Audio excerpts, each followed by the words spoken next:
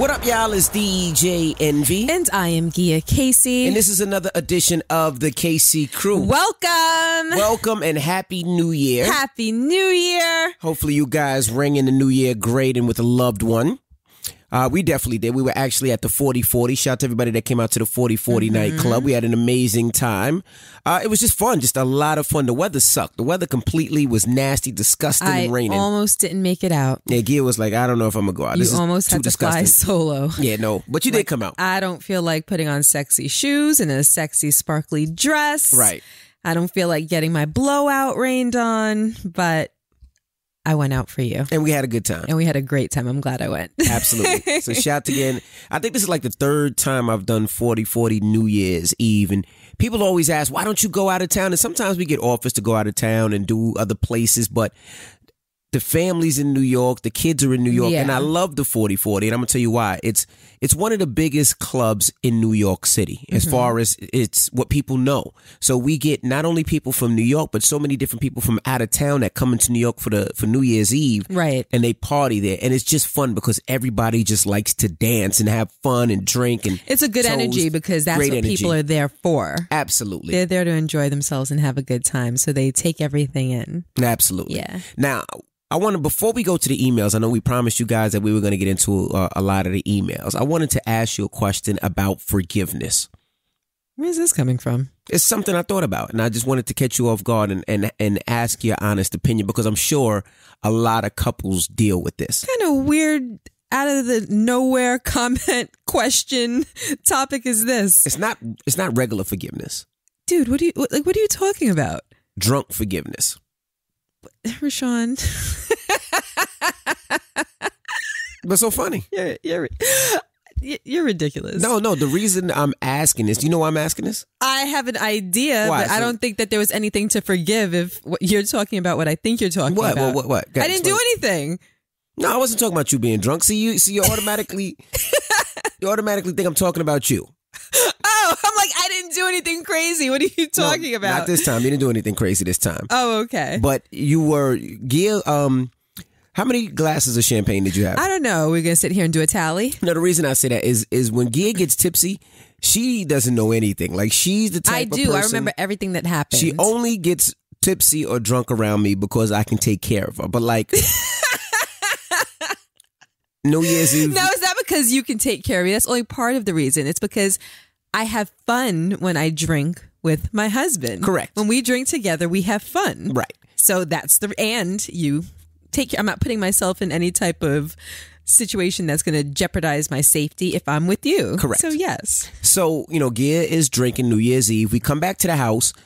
We get home that night and the kids are up. The older kids, Madison and Logan, they're up. So they jump into bed and they could tell mommy is a little tipsy. Right. I think that's an understatement. So when mommy got tipsy, we start asking her mad questions because it's funny as hell. So Madison's telling the story because Madison went out New Year's Eve and one of her friends got completely stone-faced. Annihilated. Drunk. And her dad had to pick her up. Mm-hmm. And her dad was at a party in Connecticut. Mm-hmm. So Madison said, yeah, her dad came from Connecticut. All Gia heard was from Connecticut. It was like, you partied in Connecticut? And Madison was like, yeah. And we were going on for like 15 minutes with this joke. And Gia was like, how dare you let her go to Connecticut and party? Did you drive to Connecticut? And like, you were twisted. But I don't want to talk about you. Okay, good. It's not about you and you being drunk and you telling your muffin joke drunk. It's not about that. They baited me. They asked me to tell the muffin joke again, guys. Drunk. Right. But what I wanted to Was it funnier when it was told drunk? No, you would just laugh more. Okay. You made yourself laugh. You didn't need a crowd. You didn't need anybody. You didn't need anybody out there. You just told your old joke and you was dying. Me and the kids started laughing at you. It was funny. So what's this forgiveness topic that you're bringing up? Okay. Now, when people get drunk, sometimes people go too far. Mm-hmm. Right? And the reason I'm asking is because when we were in 40-40, there was a baseball player okay, at the table next to us. Mm-hmm. Tall dude. I don't know if he was white or Spanish. He was about 6'5". He was huge. Mm-hmm. And he was twisted. Was he that tall? He was taller than me. Hell yeah. I'm 6 foot. He was about at least 6'3". At least 6'3". Maybe 6'3". But he was drunk. And he had, when we first got there, it looked like he had his girl and he had his section over there. They were right next to us. Right next to us. And his girlfriend, I guess that was his girlfriend. I don't think that was his girlfriend. Why? Because they were there together. They were there together. They were definitely smashing that night, but they weren't smashing that night. Was she the one that got hurt? Yeah, she got hurt. Oh, she was the one that they carried out. Yeah. Oh, they definitely weren't smashing. They definitely intended on smashing. Right. That night, but if I'm your girl and I'm dancing on you, all wild and crazy and twerking, and I got my legs up, I mean, put it this way. She was dancing so seductively and not caring to the degree where her whole dress was damn near up around her waist. Okay. I mean, I could tell you whether she needed a Brazilian or not. Wow. That's how bad it was. Did she need one?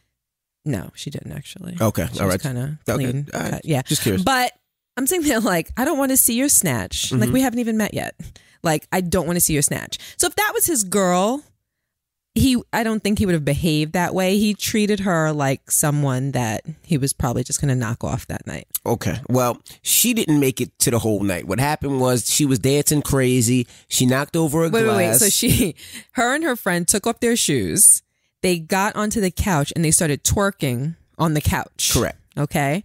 And while they were twerking, they knocked over a bottle, which knocked over the champagne glasses. Correct. So the champagne glasses went all over the floor.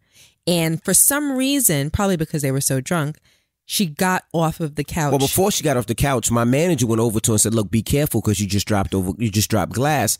Let them clean it up first." And she basically was like, "Fuck you, I don't know you." She stepped onto it and she stepped dead on the glass. She got down and stepped. She like slid, like she stepped on the glass and then slid with the glass in her foot. So it like sliced open her whole foot. Right, yeah. So they had to carry her out. Blood was everywhere. It was just in that section. They cleaned it up fast and disinfected that area fast. But he came back and was dancing with every black girl crazy. Like, he was like he was fucking every girl in there. Like, I mean, he was picking girls up. But he had no rhythm. It was awful. No rhythm at all. It was awful. No I'm like, you can't be enjoying this. Like, you. But the reason I'm going to saying this story is now, when people get drunk, they do crazy things at times. And sometimes it's not, they don't necessarily know what they're doing. Right. They don't necessarily realize until the next day, but people make a lot of drunk mistakes, whether it's kissing somebody else in the club or dancing crazy like that in the club or flirting or something like that. When people forgive, should they forgive their drunken spouse, whether it's their girlfriend or their boyfriend? Because you have to understand, of all people, me of all people. No, because you've been drunk before and you said some crazy stuff and you've done some crazy stuff. Okay, now you're going too far. What have I done or said that was crazy? That's not true. You just laugh. You stick your head out the window. Right, like that's a dog. not stuff that needs to be worthy of forgiveness. Like, you're giving the wrong impression. I mean, but I'm saying, I can relate. I can relate because you see exactly not having all of your scruples. And even me, like, I've gotten drunk twice to the point where I would say once, where I couldn't remember what happened. The time when you were hugging the toilet on the first floor? No, not that time. I remember that time.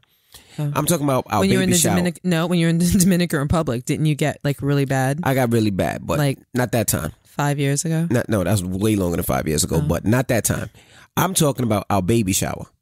That was awful. That was the only time ever that was so I got embarrassing. Drunk that oh my goodness. I don't remember, like I blacked out. I don't remember parts of that night. That's to the point where if I've never seen you like that. Where if I don't know, like if somebody had raped me, I wouldn't know. That's the example you wanted to give. I'm just thinking about it because I really honestly wouldn't know. Oh. I would not know. Strange, you know what I mean? I'm just saying because it had to be something. You could have thought of a bunch of other things to say. I mean, somebody punched me in my face. Somebody put a finger in my butt. Like if somebody raped me, there you go again. See? The second one, all right, is just like the first one. The first one. But I'm just saying, if somebody would have raped me that night, can you stop saying that? Okay, can you just switch the example, just for my sake? I'm your wife. You know what I mean? I want to hear about that. All right, but you were there. But you know what happened? Nothing. But I know you didn't get raped. Well, not by. Because you're right. I was there. You was there. All right. But if anything would have happened, I wouldn't have known because I was literally blacked out to the point like that was the only time I'm like, wow. Yeah. I understand. But how did you wind up getting so drunk at the baby shower? Like, what in the... Like, that was bad. Like, you were at a table by yourself, like, with your head on the table. And, like, people couldn't revive you. Like, you could... Like, we tried to wake you up and you would not wake up. I made it to work the next day, though. Which didn't make... Like, you're...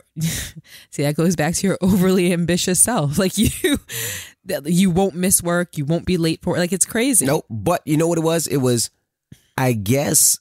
I really don't know. You gave the most inappropriate speech at our baby shower with our family and friends, your mother and father. Yeah, I don't even remember that. The only reason I remember is that people videotaped it and I seen videos and I was like, wow, I said a lot. You said a lot. Stuff that your parents definitely should not have heard. Oh, well. But back to what I was saying. How do you forgive that? Like, how do you wake up and be like, damn, my baby just embarrassed the shit out of me at this baby shower? I mean, I wasn't really embarrassed. But there are times when people do get embarrassed, and I'm sure there's a lot that goes on when, you know, people get drunk. How do you forgive that? I'm sure there's situations where, because there's all types of drunks. There's people that get drunk and they get violent. There's people that get drunk and they get sensual. There's people that get drunk and, you know, whatever.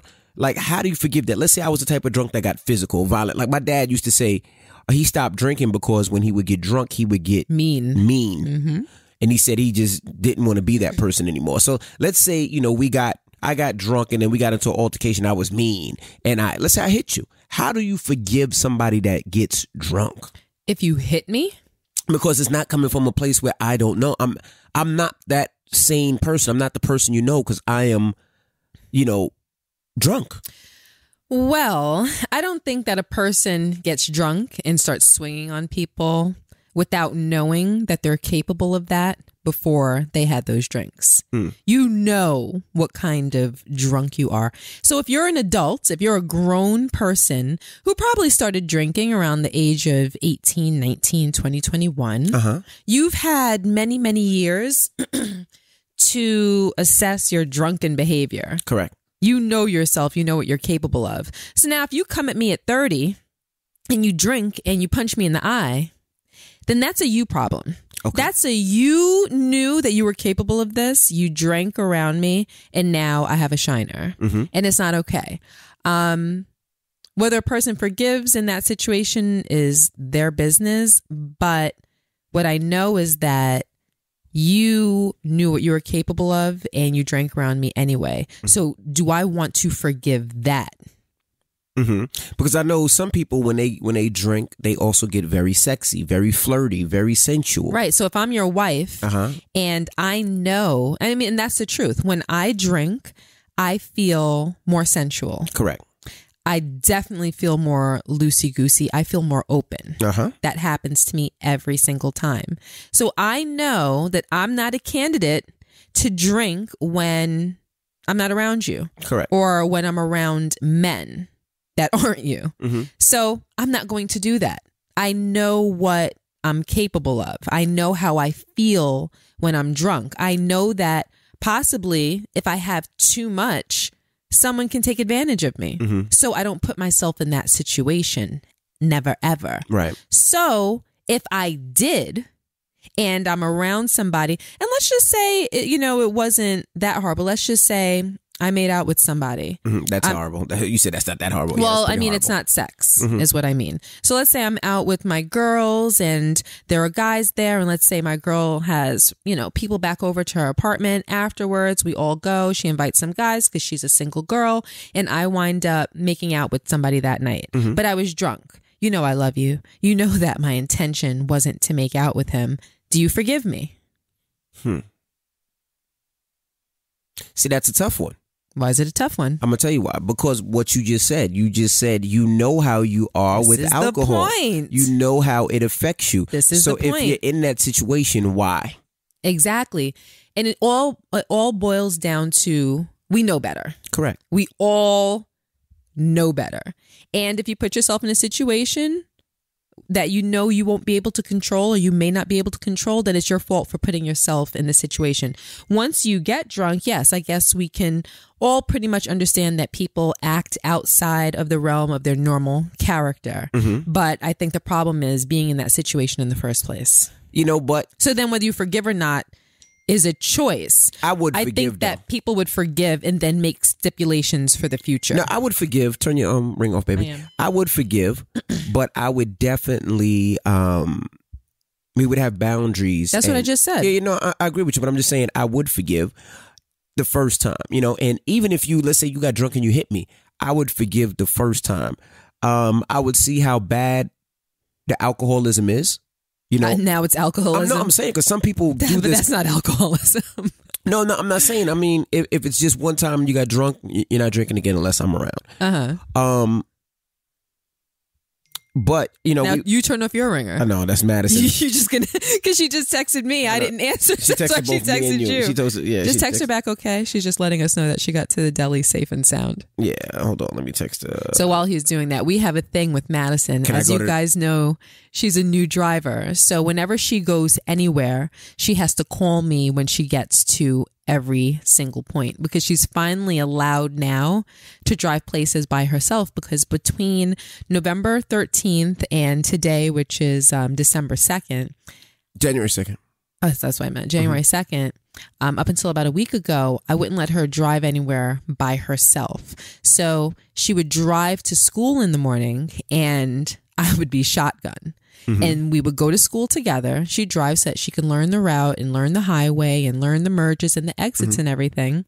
And then I would drive her car all the way back home. Then I would drive to school to quote unquote pick her up.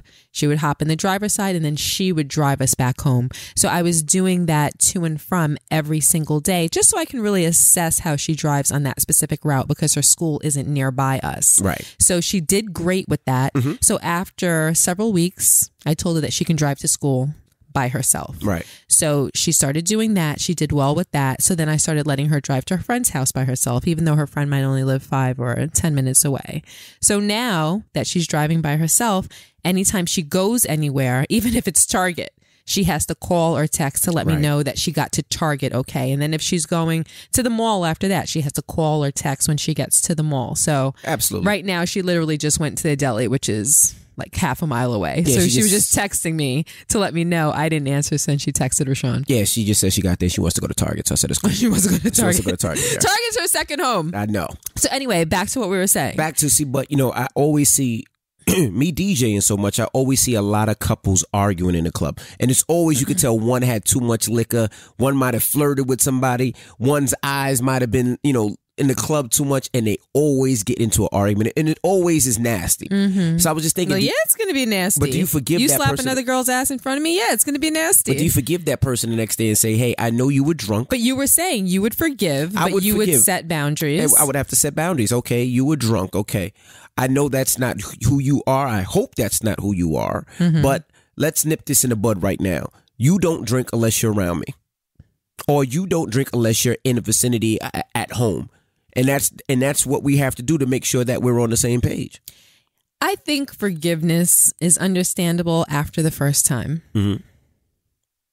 Because you can kind of make excuses for a person. Correct. In a sense. And a lot of us would probably be able to put ourselves in that same situation and say, okay, well, while I may not have acted the same way, I understand how they may have. So I will choose to forgive you this time. But it's one of those things where you say, but if it happens again, then we have a real problem. Correct. Then it becomes relationship threatening. The whole putting your hands on somebody, though, to be struck by a man, I do think that there are women that will excuse that away. Me personally, I just don't think, I think that the man would have exhibited violent tendencies before that instance. Whereas her getting punched in that situation wouldn't have been so much of a shock. So I can't just say straight away that I would forgive that. I don't know, and the only reason I'm bringing this up is because I know there's a lot of people that got into arguments New Year's Eve, got twisted and did some crazy stuff, and they're trying to figure it out now. Right. But, I do know that people, alcohol does so many different things to so many different people. Like, it makes some people mean.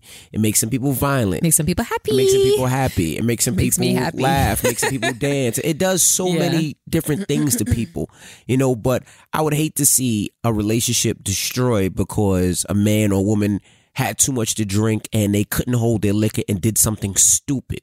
and not having that conversation, be like, hey, you know you fucked up, right? Well, let me ask you a question. Yes. So let's say I went to my friend's house where men were there and I had sex with somebody else. Because I think that that's a little bit more of the equivalent of getting punched in the eye on the reverse end. Sex is a little different. A lot different. Sex is a lot different. But because I'm sure that that's happened to a lot of people. But last night, I'm gonna be honest. Couple nights ago. I understand. You would understand. So if I came home and told you that I woke up in bed with somebody else, you would understand? I would understand. You're a very understanding person. I'm going to tell you why I would understand. But I love that about you. You're a very, very, very compassionate, understanding, put myself in your situation type of person. That's a very good quality. I'm going to tell you why I would understand. And the only reason I would understand... Because you woke up in another man's bed before? No, shut up. Just asking. He's stupid. No, because... You put yourself in that situation. Shut up. No, let me talk. No, because when I drank at our baby shower, that was the only time in life where I could not remember what happened. Like, honestly. Well, in my hypothetical situation, I didn't say that I didn't remember what happened. That's just what I did. Well, if you got drunk and... Listen, when I drink, let me tell you something. I remember everything. Right. I remember the bad muffin joke. I remember the whole thing about you guys telling me that Madison was in Connecticut. I remember everything that happened at the port. Like, I remember everything. Right. I never go blank. But there's some people that drink. Well, I don't drink that much. I might have had 4 or 5 glasses of champagne. Yeah. But I don't drink that much either. That was that one time. Think about it. In my whole life, one time where I blacked out. So some people, when they drink, they don't remember. I know, but let's just say in my hypothetical situation, I didn't say that I blacked out and I don't even remember. Let's say I remember every stroke. Let's say I remember everything. Okay, then we have a problem. Because then alcohol is not an excuse. You're using it as an excuse. That's kind of what I'm getting at. You see what I'm saying? Like, because that means you wanted to do it. This is the point I was getting at. Okay, I was drunk psychic. Or I was high. You know, that's a difference. Listen. Now we have a problem. A lot of people, I mean, we all know.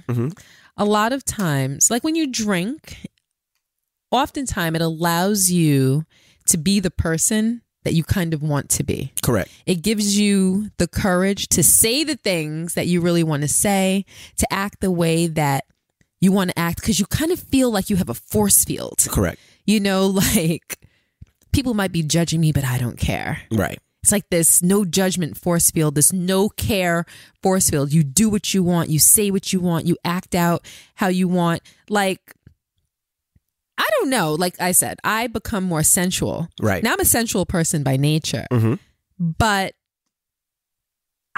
it allows me to be even more sensual. And let's say we're out and let's say it's something I wouldn't do in public, or maybe I wouldn't grab you the way that I grab you. It gives you almost the courage to do it. Do you know what I mean? So you do things that you don't really have the gumption to do without it. Like they say, liquid courage, right? Right. One could argue that I might have slept with that guy because I was genuinely attracted to him. Correct. And wanted to, but would not have done it without the alcohol. Right. No, I get what you're saying. But the problem is when it comes to that alcohol, it's not a matter of what you want to do or what you can't do or what you don't want to do. It's you're using it as an excuse. You know, you're fucking the guy because you want to fuck the guy. But you're saying you wouldn't have done it without the alcohol. Correct. So now you're upset. Maybe not. So then you'd be upset because I wanted to bleep the guy? Yes. But I think people want to bleep people all the time, but they choose not to do it. No. So the alcohol kind of took away. Took away what? See, it's not. See, you want to fuck the guy anyway, so you're using alcohol as an excuse. See, I'm only talking about forgiving when you're drunk and you don't have that excuse. Where it's let's say I was drunk. But you know what you were doing. That's like somebody saying I was drunk and I drove home. No, motherfucker, you know you was driving home and you're using alcohol as an excuse. No, you knew you was fucking that nigga. But great. Sorry. Whoa. It didn't happen, baby. This is hypothetical. Oh, sorry. Look at me in the eye. It didn't happen. Making sure. This is all hypothetical. You knew you were having sex with the guy, but now you're saying, well, the alcohol made me do it. No, the alcohol didn't make you do it, mama. Not made me, allowed me to. No. That's not true. That's not true. The alcohol didn't allow you to do it. Okay, so you don't buy that. Not at all. All right. So then do you forgive? I mean, that's a conversation that we have to have. We don't have to have it because it didn't happen. I know that, but I can forgive, yes, but we just have to have that conversation and get to the deep down of the problem of why you cheated. That, like, first of all, you saying alcohol, that's a problem. You got to be honest with yourself. Like, look, this is something that I did. I was a little flirty. Yes, but take the alcohol out of it because alcohol didn't make you cheat. But it didn't make you. But I think that it allowed you to act on something that you wanted to do, but that you would not have done without the consumption of alcohol. Right. I mean, yeah. Do you understand what I'm saying? I understand what you're saying. I'm not saying in this hypothetical that I was blackout drunk where I don't remember. Mm-hmm. I remember, but it allowed me to act on what I wanted to do, but would not have done otherwise. Correct. I get that and I understand that. But, so do you forgive that after we have this conversation? Yeah, I mean, I would forgive the first time, absolutely, after we have the conversation and you knowing that there's no more liquor going down unless I'm around. Yes, I Now can. Let me ask you a question. Do you treat me differently in the relationship, knowing that I had sex with another man? At first, yes. I mean, because it's if I'm forgiving you, mm-hmm. it's just not a matter of, okay, I forgive you and tomorrow we're back at where we're at. You know, it takes time to develop that trust again. And even in our relationship, like trust in us, it takes time to get that back. So yes, that trust is going to take some time to get back, and no more alcohol. Absolutely. No more fucking alcohol. Okay. So to sum it up, you say that you do believe in forgiveness. I do. For drunken mistakes. Absolutely. I absolutely positively do. Okay. If it's one time. Second time, third time, fuck that. For one time, we can talk about it. We can control your liquor. Yes. Mm-hmm. Okay. You're a very forgiving person. All right. Now, let's get to the email we're going to get to a couple of emails. So the reason you were looking at me crazy is and this is the funny thing. This morning, you told me about your phone freezing. Mm-hmm. So during the podcast, if you ever listen to the podcast, I pull up the emails on my phone. Right. But my phone froze. So I was trying to turn it off. What? That's why you're looking at me. But because while we're talking, but look, I can't even turn it off to reset it. Like I can't get into my phone. Like it does not work. Like so I can't even put my. He was like fiddling with his phone, and I'm looking at him like, dude, what are you doing? But I put the phone in my face for the Face ID. I thought you were videotaping me while we were talking. I'm like, what are you doing? This shit is not working. Like I cannot get into the phone. So you're pulling it up on the laptop? Yeah, I had to pull it up on the laptop. Okay. I don't even know what to do because I can't even, it's not even like it's almost dead and it'll reset. It's just fucked. Anyway. Uh-huh. And the reason I'm laughing is because you just had the problem with your phone. See, that's what I was doing when you was looking at me. This isn't the new phone. That is your new phone. Oh, this is your new phone. Yes, the new iPhone. Yeah, I had the same problem with my phone. All right. Well, let's get to the first email. All right.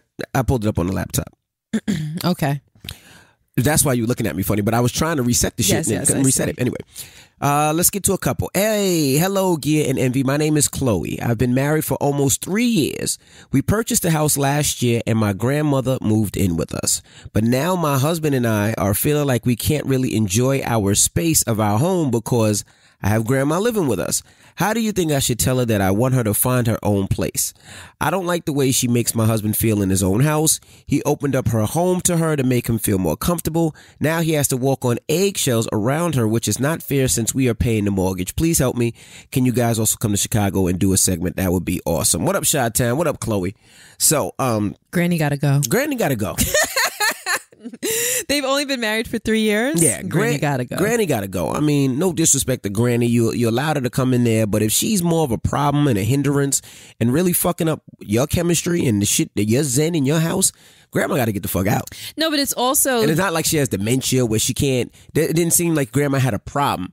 Grandma's only problem is she's too nosy. Yeah, I mean, especially since it seems as though she might be looking a gift horse in the mouth. Correct. Do you know what I mean? Absolutely. If someone allows you to come and live with them because of your situation, whatever your situation is, then when you're in their home, you have to behave gratefully and you have to behave humbly.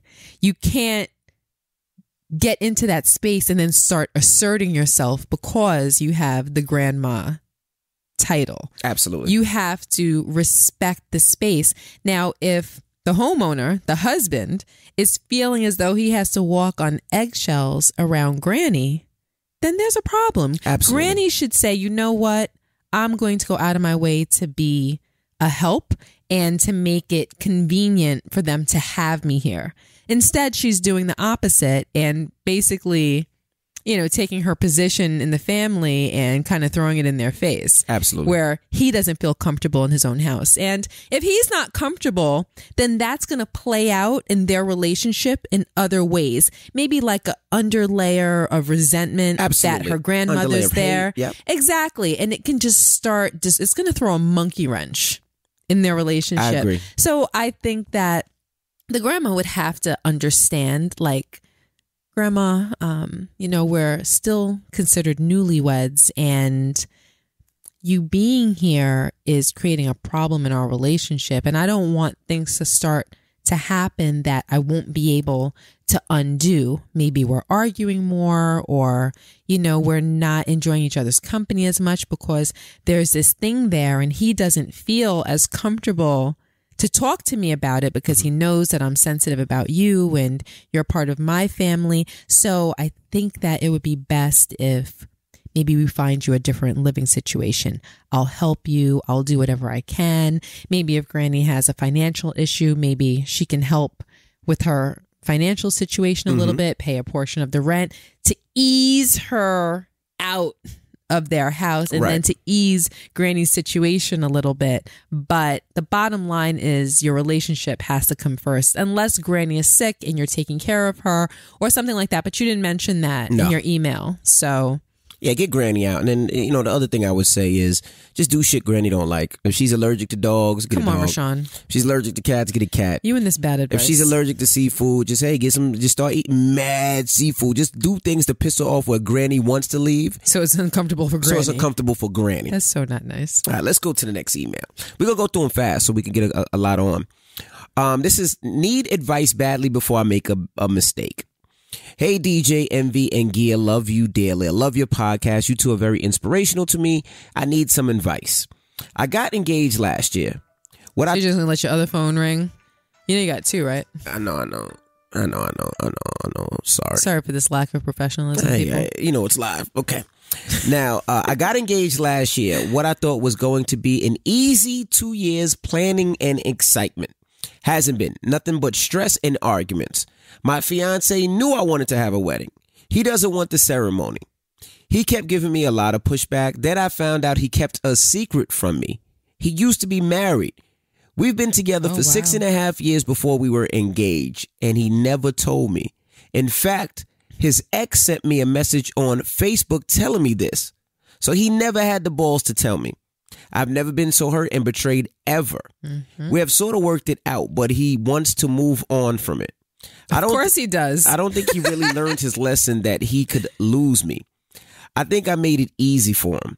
I have forgiven him, but don't trust him. Mm-hmm. Every time I bring it up, he acts like he didn't do anything wrong. He lied. Please help. I'm praying every day about him and the situation. We'll be getting married in 2019. Any thoughts?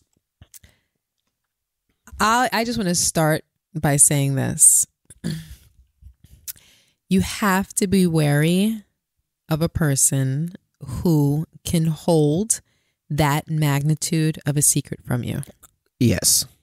He is able, he is capable, right, of holding such a big secret that's detrimental. Correct. That is something that you would need to know, and you have the right to know. Correct. For so many different reasons. And the fact that he chose to and had no problem, and it's when you found out, it's not as though he came clean. It's not as though he came to you with a reason and an explanation. You found out through his ex on Facebook. Correct. Which is fucked up. Like, that ex is a fucking bitch. Like, really? I'm sorry. But no, because she probably knows the type of person that she was married to. But that was a long time ago. We've been together 6.5 years. You find me on Facebook she's to be definitely like, trying to throw salt in that. I just want you to know he was married. Bitch, fuck you.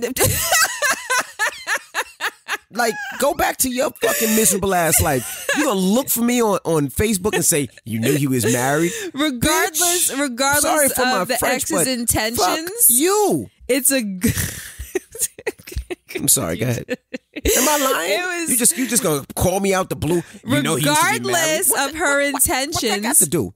It's great that she wound up finding out, because a lot comes along with that. The fact that you had a whole marriage before me, that's not something that you think that I deserve to know. Right. I'm just wondering why he held it. Like, that's not the type of thing that would have needed to be held. I mean, maybe he felt like this new girl wouldn't have wanted to date him if she knew he was married before. He was a divorcee. I don't know. I doubt it. It sounds nowadays whack. People will date someone who has been married. People will date people that have children.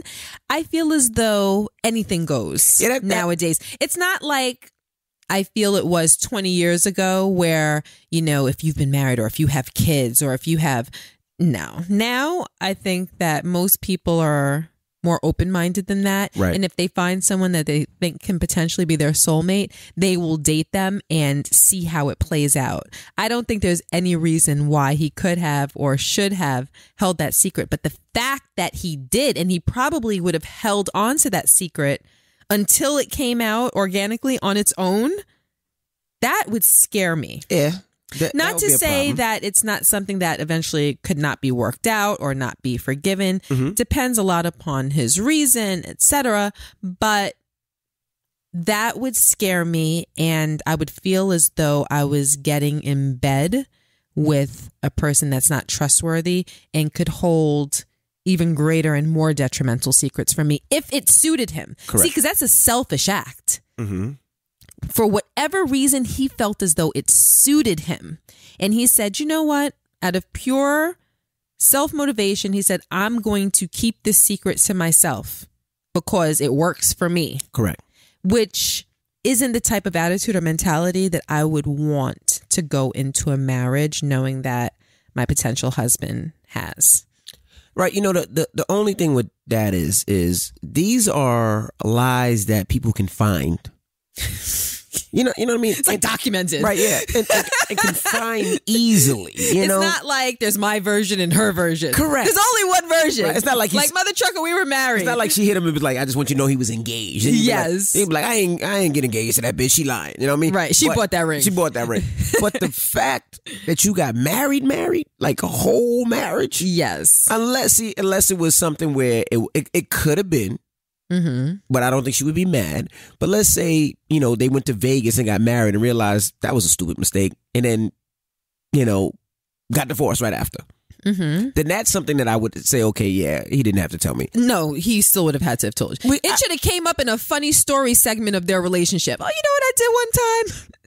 Me and this girl I was dating, you know, it was really good. So, I don't know, in a drunken stupor, we went to Vegas and we got married. I mean, we got it annulled like 2 months later, but, you know, that kind of happened. Anything funny ever happened to you? It could have been like that. Like, this, no, regardless, it's the type of thing that you share with somebody that you're about to commit to spending the rest of your life with before God. I get it. But he might have just got drunk and been like, fuck, I woke up the next day and got annulled right away. Like, it was... Yeah, but I don't think that happened. No, I don't think that happened. Because that's not part of the email. I'm saying, like, that would have been like the most extreme situation where you would say, okay, well, maybe, and then realize, nah.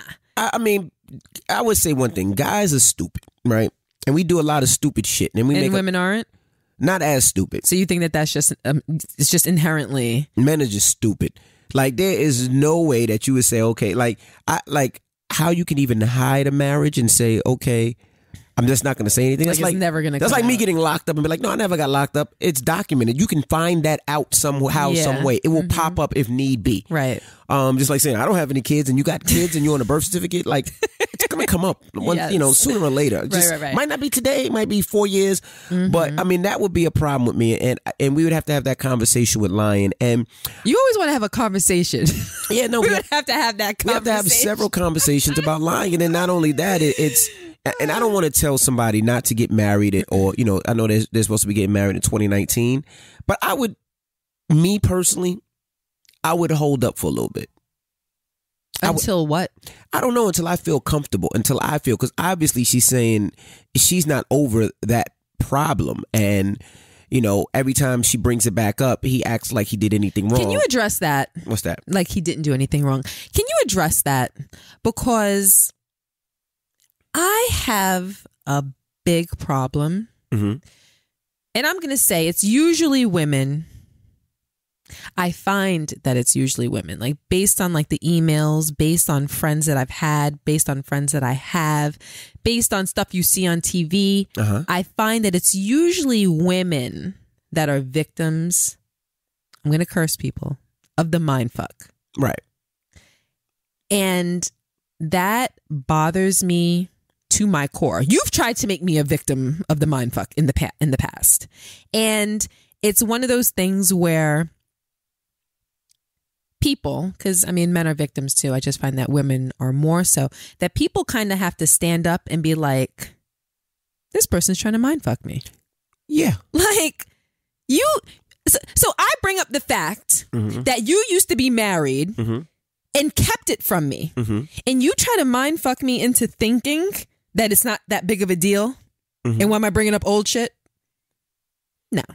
Well, no. You're not going to make me believe that I'm overreacting. And I'm going to bring it up as many times as I see fit. If we're watching television and that's the plot on the story, guess what? I'm going to press pause and I'm going to look at you and be like, I think we need to talk about this a little bit more. Well, let me explain something to you about women that most guys figure out early. When a man lies or a man makes a mistake or a man does something wrong, 90% of the time, the woman wants to believe him. Wants to believe his excuse. Wants to believe his excuse. Or his lie to cover up. Exactly. Even though the excuse is full of shit. A woman wants to believe it. Like it's the truth. Like if I'm so glad you're saying this. No, I'm just being honest. Then I could be honest now. 'Cause I'm being honest because now if it's like if let's say I go somewhere and I say and you go, babe, where were you? People said they saw you so and so, and I'd be like, no, nobody saw me. You know how many motherfuckers out there look like me? I was actually at Target getting you some fucking flowers. See, that's the problem. I try to do something nice for you, and you want to beef about me being somewhere else. No, I went to fucking Target to get you flowers. Now, the first thing a female's gonna think like, damn, maybe I went too far. Yes. Damn, that's my baby. He did go to Target to give me flowers. They're right there on the kitchen counter. Right. People be hating. Fuck these bitches. People they don't want to see us be great. Exactly. And that's what men know. I mean, he does have a very familiar kind of face. Right, exactly. And that's what men rely on. They rely on the mind fuck. They rely on the doubt. It's like court. It's like, you have to make the jury, if there's a little bit of a doubt, you can't convict. Yeah, and they go free. And that's so men play on that little bit of doubt. Right. And then they exploit it. Right. And turn that little itty bitty molehill into a mountain. Right. See, even with cheating, with most men with cheating, if you don't catch the penis in the vagina, a man will never say, okay, I did it. You have to catch me beyond doubt. Right. Even if it's my word versus her word, what's the first thing a man gonna say? That bitch is lying. And now you have to sit back. She wanted me. Right, I told her no. I had a girl. And now she's mad. She's trying to fuck up what we have. Exactly. And what usually happens? Now you got to decide, am I going to ride with my man? Or am I going to ride with this chick I don't even fucking know? Right. And she knows my probably hating anyway. Exactly. And that's what most men live off of. They live off that doubt. Yep. And we will go hard with that doubt, Even if it's a text, it'll be like, that wasn't me. You know how easy it is to change names on phones? That wasn't me. You know what I mean? So it's like, most men will not give up unless you actually see the penis in the vagina. And if you do, he still might go a little hard. Be like, oh, babe, I got, I was drunk that night. Nah, not even alcohol does. It makes me more sensual. A snake bit my penis and she was sucking the venom out. Like I wasn't enjoying it. She was trying to save my life, babe. Yeah, I wasn't enjoying it. She's a hero. You think I enjoyed that? I ain't enjoy that. She's a hero.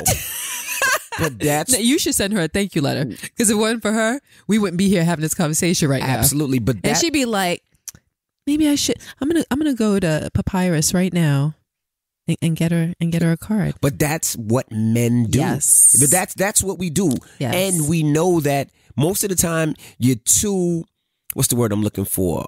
Too embarrassed to tell a friend, so you're not going to get a friend's advice. So you have to have this on your head by yourself. Sit there and deal with it on your own. And who can you talk to? And Only let me tell me. you, and now on the female end, a lot of women feel like it's just easier to believe Absolutely. and forget and move on with whatever perceived happiness they feel as though they were living. Absolutely. And that's really just like dumbing out. Absolutely. Like that's just completely dumbing out. Absolutely. And it's a shame. And I hate to see people go through that, because sometimes, you know, it is the woman that has the power and the woman that's with the shits in the relationship, and, you know, using that same type of mind bleep on the man. Right. And he's sitting there believing the same thing because he loves his girl and, you know, she's the one for him, and he doesn't want to believe that she'd be capable of doing something like that. Right. And people get away with murder with that. So I always feel as though if there's enough evidence staring you in the face for you at least to be inquisitive, you question that person. Right. And you don't allow them to mind bleep you. Absolutely. And I would you stand your ground. If you have an intuition, if you have a feeling that something's wrong, I believe that 9 times out of 10, nothing's wrong. And no man could tell me I'm going too far, or that I don't have the right to bring it up, or why am I still talking about it, or it's old, or aren't you over it, or I'm tired, I don't have time, or I don't want to deal with this, or none of that. Right. Because if you're not here to sit here and argue with me and convince me, or if I do forgive you, to make me forgive you, if you're not putting in the work, then you don't deserve to be with me. Right, but that's the mind fuck, and that's what, and I guess I'm breaking guy code, but that's what men do.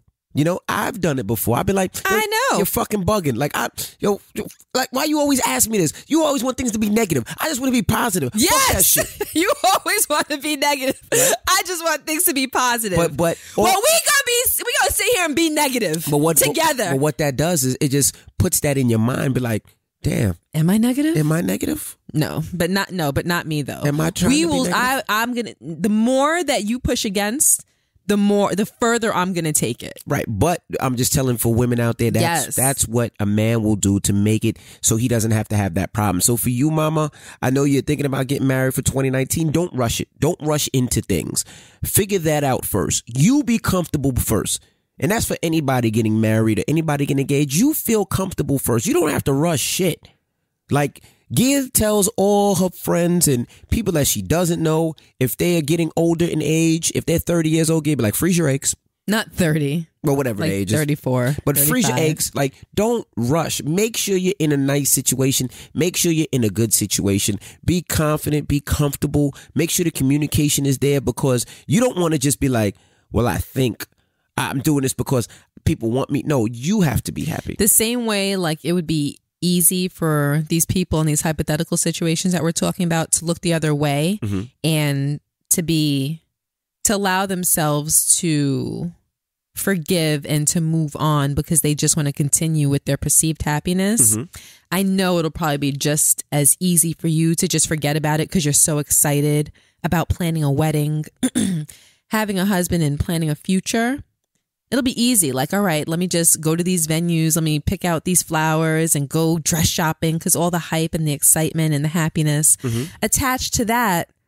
But that's kind of like a smokescreen. Correct. In a sense, you really have to pay attention to the problem. And I would assess his trustworthiness and see how far you've come since the truth came out. And I would look a lot deeper into who he is as a human being, who he is as a man, before I solidified those wedding plans. Absolutely. Okay. Let's get into the last email. All right. Anonymous is the name. Okay. Dear Gia and Envy, I listen to your podcast. You guys are awesome. I've cried, I laughed, and gotten upset all in the same day, but you guys have helped me to see things differently. I've been debating on writing this email for a few weeks now, but we only live once, so here we go. I just hope it's not too long for you guys not to answer. Even if my email is not answered on the air, I hope to still get some help. I've been with my significant other going on 6 years. I will admit that the first 3 years of our relationship, I was the other woman. He was married with 2 kids. It all started so innocent as friends, but we ended up falling in love. We split for 3 months because we wanted to do right by his wife and kids, and although it broke my heart, I had no other choice but to let him go and move on. After 3 months of the breakup, he came back telling me that he loved me and no longer could live without me. I told him I could no longer be the other woman, and if he wanted me, he would have to leave the relationship that he was in. So he did. We even sat and had a conversation with his wife, and she told me herself that he had told her he wanted to be with me because he was in love with me. Since then, he has moved in with me, and things are as normal couples. We argue, but our love is always there. The problem is that he has not yet gotten a divorce, and I do not see any efforts in him getting one. We've had numerous conversations about this, and he always ends up saying, I'm going to do it, just give him some time. He says that he's done in that relationship and that he wouldn't get back with her even if we didn't work out. But I need more than just words. I believe in my heart that his mom has a lot to do with him not divorcing her. I feel that she hates me and feels I'm the cause of their marriage ending. Duh. When I'm told by the other people in his family that his marriage was over before I met him. He loves his mother. She is constantly in his business, and it irks me so much. His mother is constantly asking him about his kids' mother business and is always in contact with her as well. I feel that his mom wants him and her together for the sake of the kids, but he was miserable with her. She is she's always putting in her opinion on what to do with his kids, how to raise them. It bothers me because I raised my 3 kids on my own, and I feel that I should have the woman's voice in our home. I've been very patient and respectful so far, but it's slowly coming to an end, and I'm afraid I'm going to break at the wrong time and place. He has told me that he wants to marry me and has even given me a ring. But how will this ever happen if he truly hasn't ended his previous relationship? I love him. I know that he loves me, but his mother is the wall between us. I've tried to talk to her, but she dismissed me and only got back to me when she thought that he was staying away from her family gatherings because of me. She makes me feel so uncomfortable when I come around. I don't know what to do. Should I wait to see if he files for divorce, or should I demand a divorce? I don't know how I'm supposed to continue with our relationship without him getting a divorce. I love him. I know that he loves me because he moves mountains to make me happy. But this is the one thing that he has yet to grant me. Hope that you guys can help me. By the way, I'm 38 with 3 grown kids, 20, 18, and 17, and he's 36 with 2 kids, 8 and 9. Thank you in advance, Anonymous. So what do you think? Okay. My gosh, I think a lot. I'm thinking about how to be fair to the emailer. Okay. Because clearly I would hold the position of being anti the other woman. I'm a married woman. So the idea of the other woman, a side chick, a homewrecker, clearly rubs me the wrong way. Okay. So as you're talking and I'm formulating opinions as you're reading the email, I'm trying to concentrate on being fair and not responding out of emotion. Okay. First thing that strikes me, because your main issue is his mother. Correct. You said that she's pretty much the wall between you and your husband, and I think whatever progress you're hoping to achieve in your relationship. It is very hard for me to believe that you are ever, and I do mean ever, going to get his mother's full respect. Because the way that you began the relationship is not respectable. Gotcha. And if his mother is a respectable woman, she's going to assert the position that any other respectable woman would assert. Correct. And that would be the way that I was feeling when the email was being read. Okay. Not to say that you are not a respectable woman as a whole, but when it comes to this situation and your position in your hopefully to be future mother-in-law's life, it wasn't in a respectable way. So I look at it like if it were my son. If my son was married to a woman that I liked and that I had a relationship with, and he threw that relationship away, even though he made vows before God and had children and everything, to be with another woman, yes, I would judge my son harshly, but I would also judge that other woman harshly. Correct. And I would think about myself in that position, and I wouldn't look at you favorably. I wouldn't look at you favorably. And that's just a cross that you're probably going to have to bear. It just, as they say, comes with the territory. So that's the deal with the mother. You can do as much as you can, but in my opinion, she's always going to look at you skeptically. Now, if the mother, for instance, was a side chick at some point in her life, hell, maybe she might be able to relate to you. But considering that she liked or likes the wife and maybe a respectable woman herself, it's probably just not going to happen. If you wind up spending the rest of your life with this man, can it ease over time? Possibly.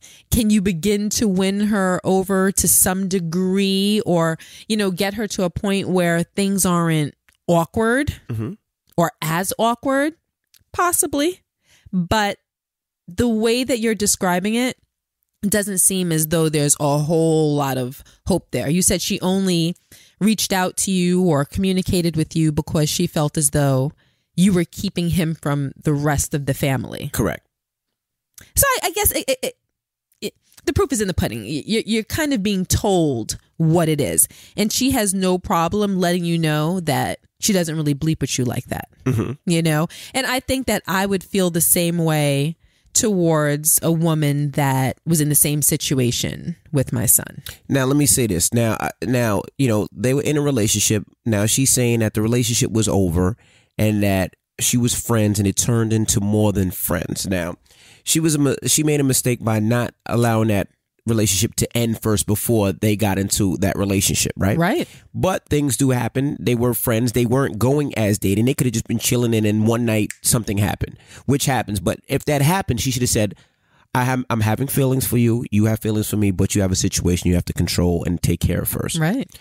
Well, it shouldn't have happened. That snap thing that you just did. Right. It shouldn't have happened. And that's where, you know, people, and this is the truth, people allow themselves to become weak. And in a moment, they're just like, bleep it. Right. And that's just a matter of a lack of self-control. Correct. We're all adults and we all have the ability to say no or to pull away from a situation that's not being made in good taste. But we all have the ability. And when you choose not to, then you really have to reap the consequences of that bad decision. Right. But that is true. But see, this is the thing.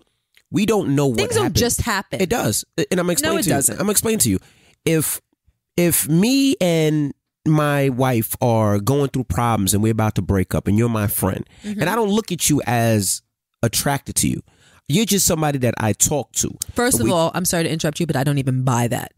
I don't buy that. Or let's just say, let's not just say. That's not even really realistic. Follow my ride. Okay, I'll follow your ride. But let's just be real. That's not that could be realistic. If me and you are going through problems, most men are going to talk to somebody else for comfort, or that friend that they feel like, because I need to bounce some things off of. And the bad thing is most guys, like, a guy has never came up to me and was like, yo, I'm having a problem at the crib, bro. Word. Nah. Nah, most guys. Yes, you do have friends that have come to you and told you very rarely. But it's easier for a girl because you feel like another female will be more understanding. You're getting a female point of view. That's what most men feel. Okay, stop you right there. That's not even what it is. It's not because you feel like another female is going to be more understanding and you're going to get a female point of view. It's because of the whole dynamic. Can we just be real? Sure. All right. If you're a guy and you're going through problems with your wife, you have a female friend or like a newer friend that has a potential of, being like a stronger friend, you call her. There is a chemistry between men and women. And more than likely, because this is the way it always plays out, that female is going to comfort you. She's going to find excuses for you. She's going to make you feel good about yourself. She's going to point out the things that the girl is doing wrong. She's going to pat you on the back. Then she's going to rub your back. She's going to stroke that ego. And an attraction will develop if it's already not there.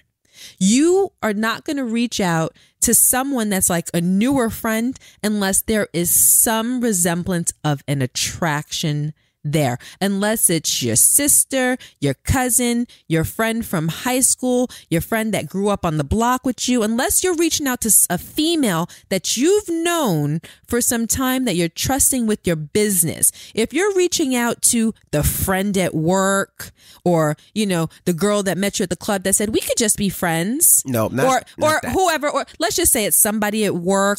That's a friend that you think is cool and whatnot. You're reaching out to another female. There's something there. And I'm not going to sit here. I don't agree. Yes, there's something. It's not just friendship. If you guys get to the point where you're sitting in the living room on the couch and you're talking to each other and you gaze into her eyes, she gazes into your eyes, and you start jumping each other's bones in that, as you say, snap second, that's some bullshit. Right. That was something that was brewing. Even if it was subconsciously, it was something that was brewing. And she was egging you along. I don't agree. And stroking your ego and telling you, oh, well, if I was your girlfriend or if I was your wife, I would make you breakfast every morning before you went to work. I mean, you work hard. That's what you deserve. I don't agree. Listen. No. Females, you know what I'm talking about. It's that bullshit. And that is how women work. Not your above bar women, but that's how your average ass woman works. That's how your simple ass woman works. When they see somebody they want, and I mean, shit, men do the same thing. Men do the same thing. If I'm going through troubles with my husband or my relationship, I go to work every day. There's someone that works with me that when I pass by, he might be like, nice dress. Or I pass by and be like, oh, your hair looks great today. Or, I sit down for lunch. He comes into the break room like, well, how's everything at home? How's your kids? How's your husband? How's everything? They build that rapport. They build that trust because there is something that resembles, at the very least, an attraction there. And they build it. And then you start talking, you gain trust, and then that's their opportunity to pounce. They sit there and lay and wait for something wrong to go on. And then not too harshly, not too aggressively, they start posing doubts in your relationship. Oh, well, have you ever thought about this? Or does your husband do this for you? Or, I don't know. If you were my girlfriend, if you were my wife, I would just think that maybe I would blah, blah, blah, blah, blah. It builds like that. Then you sit there and you have something under the disguise of a friendship when both friggin' adults know exactly what it is. They know exactly what it is. And they just want to convince themselves that they're just friends until they're sitting on that couch and it gets to a fever pitch and then it goes to the next level. And then what do they want to say? Oh, it just happened. No, nothing just happened. Nothing. And that's my point. You're like, oh, things just happen. Nothing just happens. We're not sitting around here living as idiots, not knowing how we feel and what's going on, and when we're damn well attracted to somebody. I don't agree. And you do agree. No, I don't. Let me explain that. Now, when it comes to a relationship, I can see somebody working with somebody every day and coming to work and just having normal conversation about their relationship. Especially, they shouldn't. Let me finish what I'm saying. Especially if it's nasty. If it's nasty at home and they feel like fuck, I can't take it anymore, you're going to talk to the person that you speak to or see the most. And 9 times out of 10, that's your coworker. Right. And especially if it's a female, you talk to a coworker because you don't give a fuck about loyalty because you're already not fucking with her anymore. They said the relationship was over. So I'm not really not fucking with her. So what it is you're talking to her every day. And you're telling her about your situation. Maybe she's telling you about this situation. And could it have not been sensual or not been an attraction? Could it just been, I need to bounce these things off of me? Abso-fucking-positively. I can see that happening. Then from there, it can go from, okay, well, my wife is going out with the kids. I don't want to go out. Well, I'm going here. That's more of a friendship, where I think people look at it as a friendship. And then from that friendship, it starts to turn into, damn, I really like this person. And not to be disrespectful, but that's why I see a lot of times ugly men with attractive women or handsome men with ugly women. Right? I don't like that word. Okay, well, you don't like it, but that's the truth. Ugly? For example, Really? without saying names, me and you the other day had a conversation about a celebrity, and we talked about the celebrity's girlfriend, and we said the celebrity's girlfriend, don't say any names, wasn't too appealing. And you was just like, wow, how? I just don't necessarily understand how those two got together. Yeah, but not based on looks, but just on looks. But how they got together and how they got together. I just thought they were an odd couple, but it wasn't based on looks. But how they got together was probably the same thing. He was working. She was always there. He was just bouncing things off. It wasn't I'm attracted to her. No disrespect. There was no attraction there. The person is not attractive. I'm just being honest. Rashawn. It's not one of the things where he's like, damn, Don't she's you think fine. that Damn, word she's attractive bad. is subjective? It is to subjective, people? but that she wasn't attractive. I'm just being honest. She might have been attractive to him. I don't think so. But what I was saying is he fell for that because she was the shoulder that he leaned on. And that's where I think that happened. I don't think he looked out and was like, damn, I'm going to leave what I got for this thing right here. No, wasn't that at all. I almost can guarantee you it was one of those things where this bitch is stressing me the fuck out. This bitch is stressing me the fuck out. We had a conversation. I love your views on shit. Oh my gosh, you seem so understanding. You're not my type, but you're understanding. Oh my gosh, you look beautiful and beautiful every day. Oh my gosh, you look attractive. Oh my gosh, I think I like you. Oh my gosh, I'm in love. That's what happened. It wasn't one of those things where it was like, oh well, I'm more. No, it was. So can I point something out? Okay. All right. So, as you just stated, oh my gosh, you're getting more beautiful and beautiful by the day. Because oh my gosh, hold on a minute. Mm-hmm. Oh my gosh, I think I like you. Oh my gosh, I'm in love. So during those 3 stages, like I said, we're not walking around like blatant idiots. We know how we feel. We know as our feelings are starting to progress. So no, nothing just happens. You knew that you were on that path for things to happen, for it to reach a fever pitch where you can just blame it on, oh, it just happened. You knew. Things don't just happen. You don't go from being unattracted to somebody to in their bed. Something happens in the interim. That conversation. And we know. And this whole, we have conversation, like that's just a whole other topic. Because if you have problems in your house with your wife or with your husband, if you have to talk to somebody, you talk to someone that you've known. But that's hold on. You talk to someone in your family. You talk to an old friend. You talk to someone that you love and you trust. You talk to people who it makes sense for you to talk to.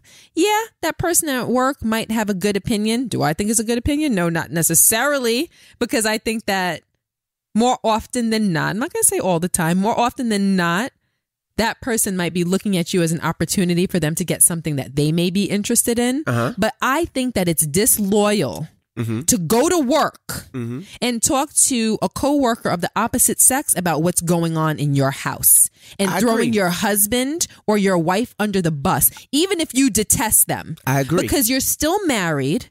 That's someone that should still have your loyalty and your love, regardless of whether you're upset with them or not. But you don't just go to work sharing your business with people and basically, pardon the language again, but shitting on the person that you lay next to every night. Right. Like, I really don't think that there's enough real loyalty in this world. No, but you got to understand, it's not a matter of I'm going to work and I'm just going to shit on somebody. No. But that's what you wind up doing. No, it's not, because if you really think about it, right? The person you work with is actually closer than a lot of your friends. And I'm going to explain to you why. Because you see that person every day and y'all have that conversation. And I'm going to be honest with you. If me and you have a problem in our relationship, right? Mm-hmm. I can't get an honest opinion from any of our friends. Why not? Because any of our friends are all going to say whatever it takes to make sure that this relationship works. Meaning, if I have a problem with you and I ask, let's say my manager, June, and I'm like, yo, June, me and Gia's going through this, that, and the other, yada, yada, yada. His answers are always going to be into fixing the relationship because he knows both of us and he's going to try to fix us. It's not going to... So that's good. No. So that's a good thing. So why are you posing that like a bad thing? No. I'm going to tell you why it's not necessarily a good thing. It's a good thing if what we're arguing about and he's being honest about. But if you're being a blatant dick, right? Me? Yeah. Or blatant ass.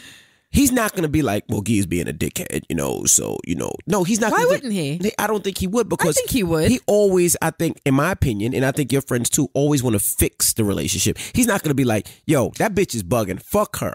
She does this, that, and the other, yada, yada, yada, yada, yada. Fuck her. Ooh. He's not going to say that even if you deserve it. That's extreme. I mean, I know that, but he's not going to say it even if you deserve it. Somebody who doesn't know you a lot of times will take a step back and say, I don't necessarily know her. I know you from work, but this is what I feel. The same way when we answer these emails, we give honest opinions because we don't know these motherfuckers that ask us emails. Awesome. You know what I mean? Like, we don't know. It's like, I don't know if Marcus is a good guy. I don't know. We're just answering based off these emails, based off of what we would do in a situation. Mm-hmm. So sometimes I feel like it's easier you get better advice for people that don't necessarily know you as much because they're taking a step back from the situation. Well, if that's the case, then you go talk to a therapist, you talk to a pastor. That is true. You talk to someone else. But can you stop rubbing your leg? Sorry. Thanks. Can you stop rubbing your leg in 2019 while we do this podcast? No, Can that be one of your resolutions? Please, please, please. All right, let me ask you a question. You kill me softly. You want me to stop rubbing my leg, but you don't have a bra on, and all I'm seeing is areola. So what the fuck you want me to do? You want me to rub my fucking leg or rub my fucking penis? Which one do you want me to rub? Huh? Which one do you want me to see? I'm going to cover myself up with this pillow. I see areola and nipples, and I'm like, what do you want me to do? Huh? You never complained about it before. I did complain about you rubbing your leg every third podcast. But anyway. What were we saying? But she asked, should she demand a divorce? Yes, you should demand a divorce. Absolutely. Like, you should not go any further until that situation is absolutely done. And when that situation is done, then you can go with yours. But you have to make sure that situation is done and not play the monkey bar game. And the monkey bar game is, I'm going to hold on to this situation back here to make sure this situation works. Because that's what I think is going on. Mm-hmm. I definitely feel as though he's monkey barring. Right. Like, all right. And this is just the feeling that I get. Right. Now, I could be completely wrong. Mm-hmm. But I feel as though his wife is a bit of a softie, in a sense. I believe that she's the type of woman that he knows that if he goes back to her, mm-hmm. that she'll be waiting, that she'll take him back. Mm-hmm. Because that one line where she said, I know that he's in love with me because we had a sit down, the three of us, and she told me that he loves me. There's no world that could exist where I would sit down with you and your side chick and be like, yeah, no, it's true. He really is in love with you. He told me that you're amazing and, he really wants to continue the rest of his life with you. So maybe she's over it too and she don't give a fuck. Maybe she got a new boo. I don't know. But what I'm thinking is mm-hmm. he's monkey barring. Right. He's like, you know what? I love this girl. Mm-hmm. I love the emailer. Mm-hmm. Let me try to live it out with her for as long as I can to make sure mm-hmm. that it works.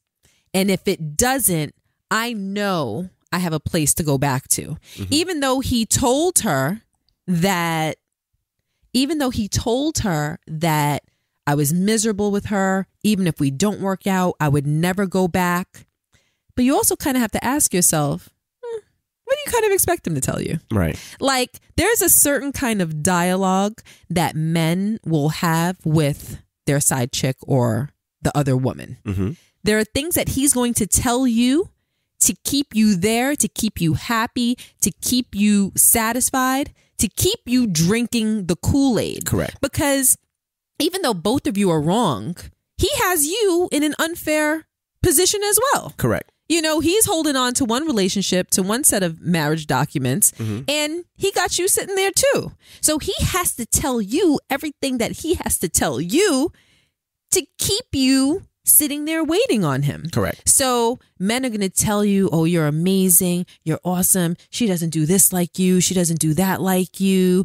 Your personality, you're so understanding. You know, just the fact that you're sitting here waiting for me to sort this out. You know, it just makes me love you even more. There are things that he's going to tell you because guess it's common sense. Right. It's common sense. And people will sit there and look at common sense and be like, no, I don't believe it. Believe it. Believe it. People tell you what they need to tell you to suit their own selfish purposes. Right. So you need to kind of analyze that. Just like they're going to go home and tell their wife, oh, you know, being with her is a mistake. I don't really love her. She was just a distraction from the problems that we had here. Like there's like the person who's at the helm of this, which is the man, because he got two women sitting there running in circles. Because the wife doesn't know what to do. She doesn't know if he's really divorcing her or not. You don't know if he's getting a divorce. You guys are both waiting on him to make a decision. Right. Which is crazy because you both lose your power. Correct. In that situation. So yeah, he's going to do what he has to do.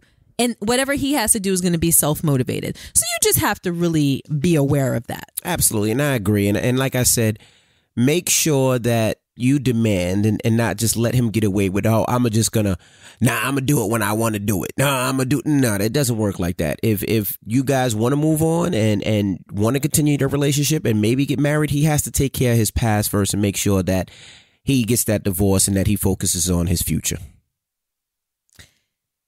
Yes. Agree? Yeah, I agree. Okay. I agree. Yeah, yes. I mean, if I'm thinking about your best interest in this situation and, you know, my own personal opinion aside, yes, you would have to demand a divorce, considering that that's what he really wants. And hopefully that's what his wife really wants, considering everything that he's put her through. I would pretty much eliminate myself from his life until he took steps towards that. So at least when if you guys continue this relationship, it will be, I can't say a clean slate, but it'll be a cleaner slate than how you started. Absolutely. And then at that point, you really just have to take whatever comes with the territory from that point on. Hold on. We can't wrap up. What? She posed another point that I thought was kind of interesting. So what? She said, and this is crazy to me. I'm sorry, emailer. I usually like to be on your sides, but this sounds crazy to me. He has 2 children. I'm not sure. I think he said 8 and 9, right? She has 3 children, 20 and then a little bit 20, younger. 18 and 17. Okay. So yes, you have raised your 3 children in your home the way that you saw fit. But the fact that you think that it's not understandable, forget about understand, that you don't think that it's expected that his wife have a say in what's going on in his home. His mother. It was not the wife, it was the mother. He was mad. She was mad at the mother. And she was like, the mother shouldn't have a say in what goes on into the house. I should be the second person. Oh, it was the mother, yes, not the wife. Not the okay, wife. Then I misunderstood that. Yeah, it was the mother. Well, how do you feel about that? Yeah, I agree. I mean, like, you know, sometimes I think moms and are nosy, and I think a lot of time men have to really put their mom in their place and really say, Mom, I love you. Yes, you are my mom. I love you. But this is my wife, or this is my girlfriend, or this is my fiance. You have to let her be my fiance, because mothers will do that, and you know that. I feel bad for our son because I'm sure you'll do that. What? What? I'm sure you'll do that to our son. Like the relationship that you and Logan and you and Jackson have. I'm like, there's no girl ever coming in here. No, that's not true. They're gonna kill me and marry you. No, I don't think so. When it comes to our boys, I hope that we raise them to be stand-up good men. Absolutely. Like, I want my sons to treat their future wives like queens. Absolutely. I really do. I intend on having a wonderful relationship with my future daughter-in-laws. Mm-hmm. I'll treat them like daughters. Absolutely. Do you know what I mean? Absolutely. I would never want that. I would never want that. But in her situation, I think that the mother probably insinuates herself in the raising of the two children, and in a position over his girlfriend, because she probably feels like, okay, these are my blood. They're not her blood. And I'm going to be the mouthpiece, considering that my daughter-in-law isn't here. Gotcha. I think that she's probably trying to see to it that her daughter-in-law's intentions are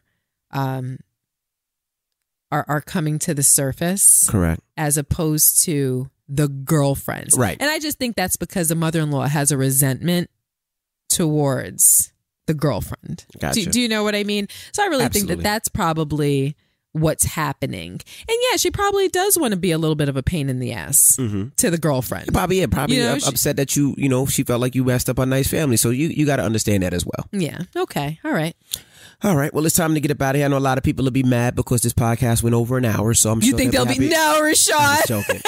They'll be happy. Do you know how many comments we get? Like, oh, we love it when you guys go long.